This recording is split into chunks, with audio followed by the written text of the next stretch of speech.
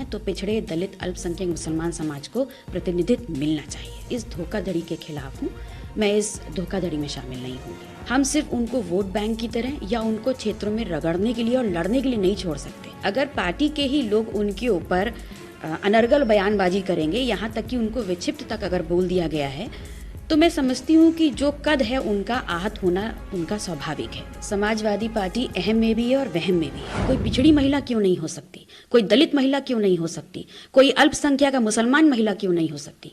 अगर आज आप देखें तो मुसलमान समाज से ज्यादा कौन है जो 100% प्रतिबद्धता के साथ समाजवादी पार्टी का वोट बैंक बना हुआ है और बीजेपी के खिलाफ उनका लगातार साथ दे रहा है। तो क्या जब मौका है उनको प्रतिनिधित्व नहीं मिलना चाहिए? लेकिन इसमें इलेक्शन जो अभी उनके जो एमएलएस की जो गिनती है उसमें आपका भी आप भी शामिल हैं उसमें, तो क्या आपसे राय मशविरा नहीं किया गया या इस बारे में? देखिए, हमने प्रयास किया था, लेकिन ये बात भी सच है कि माननीय अखिलेश यादव जी की व्यस्तता बहुत ज़्यादा है, तो इस दौरान बहुत क्लियर कट बात हमारी नहीं हो पाई। लेकिन जब ये नाम सामने आए तो मेरा ये मानना है कि ये पीडीए नहीं है। अगर हम पीडीए का नारा दे रहे हैं तो पिछड़े दलित अल्पसंख्यक मुसलमान समाज को प्रतिनिधित्व मिलना चाहिए। माना यह जाए कि अब जो गिनती समाजवादी पार्टी की पहले 110 विधायक थी, उसके बाद उसमें जो हुआ फिर कुछ का सदस्यता भी गई, तो एक की डेथ भी हुई, तो उसके बाद जो आपका भी एक वोट था क्या वो भी कम हो जाएगा इस इलेक्शन में? देखिए, मैं पीडीए में जो पिछड़ा दलित अल्पसंख्यक समाज है उसको प्रतिनिधित्व न दिए जाने के खिलाफ और इस धोखाधड़ी के खिलाफ हूँ। मैं इस धोखाधड़ी में शामिल नहीं होंगी। अगर आप वोट नहीं देती हैं तो जो 3 उम्मीदवार हैं उसमें से शायद 2 ही पे राज्यसभा पहुंच पाएंगे। ये नहीं लगता है कि मतलब पार्टी को या अलायंस को बचाने के लिए कि जो कैंडिडेट जा रहे हैं उसमें से एक कैंडिडेट पे शायद आपके वोट ना देने की वजह से, क्योंकि आरएलडी जैसे पहले अलग हुई थी, अगर जो पार्टी का कहना है कि आरएलडी के कुछ विधायक उनके संपर्क में अगर वो भी वोटिंग में हिस्सा नहीं करते हैं तो समाजवादी पार्टी तो 3 राज्यसभा सांसद नहीं भेज पाएगी। देखिए, मिशन बहुत बड़ा है। मिशन अगर पीडीए है तो उसको आगे लाने के लिए हमें दिखाना होगा ज़मीनी तौर पर। हम सिर्फ उनको वोट बैंक की तरह या उनको क्षेत्रों में रगड़ने के लिए और लड़ने के लिए नहीं छोड़ सकते।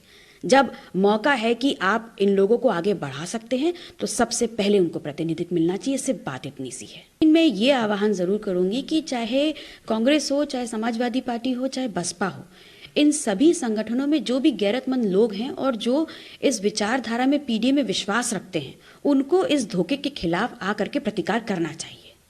तो आपका जो मतभेद है ये सिर्फ इस पीडीए का जो राज्यसभा वाला मामला है इसी तक रहेगा, क्योंकि अभी 2024 का चुनाव भी आने वाला है, कहीं उसमें तो गठबंधन में जो आप भी इंडिया गठबंधन का हिस्सा है, कहीं उसमें तो फूट नहीं पड़ेगी? देखिए, अभी वर्तमान जो बात हम कर रहे हैं वो नैतिकता और ईमानदारी की बात है, और रही बात गठबंधन की, तो गठबंधन का नेतृत्व और जो निर्णय होगा वो राजमाता कृष्णा पटेल जी ही करेंगी। तो मतलब माना जाए कि अगर आगे चल के बातें सही नहीं हुई तो क्या समाजवादी पार्टी और अपना दल कमेरावादी अलग भी हो सकती है 2024 के चुनाव से पहले? देखिए, हम विपक्ष में थे, हैं और रहेंगे।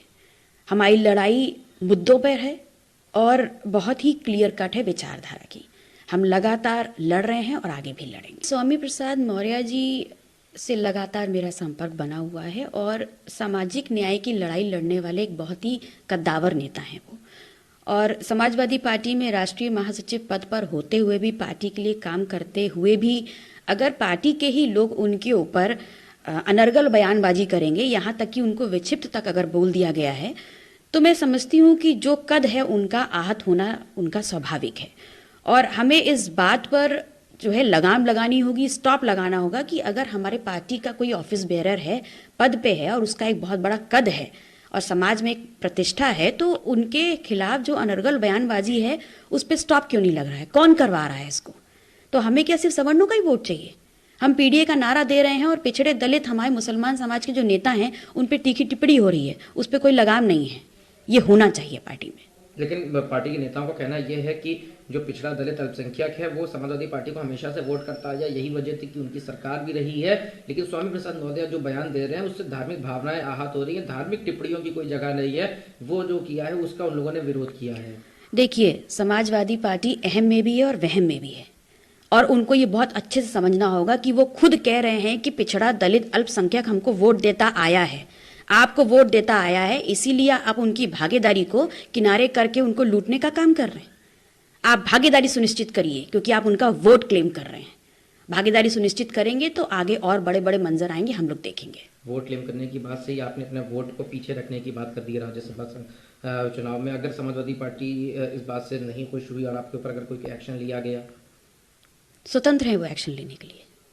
मैं एक्शन से नहीं डरती, ईमान की राजनीति करती हूँ, जो सही है वो कहूँगी। कहीं ना कहीं जो पीडीए का नारा था उस पर समाजवादी पार्टी नहीं चल रही है, आपका कहना है, जिसकी वजह से आप में और अब समाजवादी पार्टी में मतभेद नजर आ रहे हैं? पीडीए हमारा नारा है और आपके पास 3 राज्यसभा सीटें हैं, तो कहाँ है पिछड़ा, कहाँ है मुसलमान? ये होना चाहिए ना। ऐसा थोड़ी ना होगा कि पिछड़ा, दलित, अल्पसंख्यक जो है वो सड़कों पे मरे, वहाँ घिट्टे, आपका झंडा